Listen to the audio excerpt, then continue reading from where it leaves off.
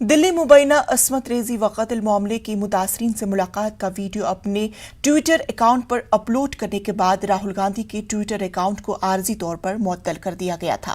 अभी ये मामला अदालत में ज़ेर समाअत है। अभी कांग्रेस इसी मामले के खिलाफ एहतिजाज कर रही थी कि ट्विटर ने कांग्रेस के सीनियर लीडरान रणदीप सुरजेवाला, अजय माखन, सुष्मिता देव और मक्खन टैगोर समेत कई कांग्रेस लीडरान के अकाउंट्स को मुअत्तल कर दिया है।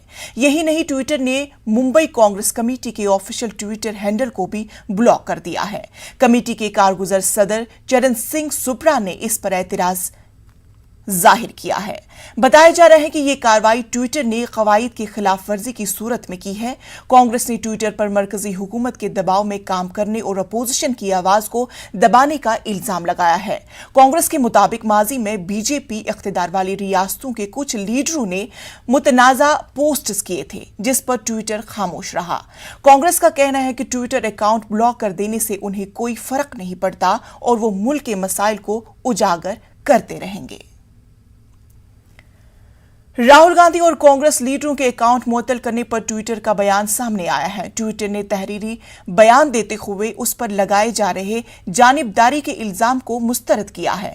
ट्विटर ने लिखा है कि ट्विटर के कवायद हमारे सर्विस पर मौजूद हर एक के लिए अदल और गैर जानिबदारी से नाफिज किए जाते हैं। हमने कई सौ ट्वीट्स पर फाल कार्रवाई की। दिल्ली में मुबैना अस्मत रेजी व कत्ल की मुतासरीन से राहुल की मुलाकात का जिक्र करते हुए ट्विटर ने लिखा कि जिन्होंने एक ऐसी तस्वीर शाया की है जिसने हमारे कवायद के खिलाफ वर्जी की और हमने हमारे निफाज के इख्तियारात की हद के मुताबिक इसके खिलाफ कार्रवाई की है।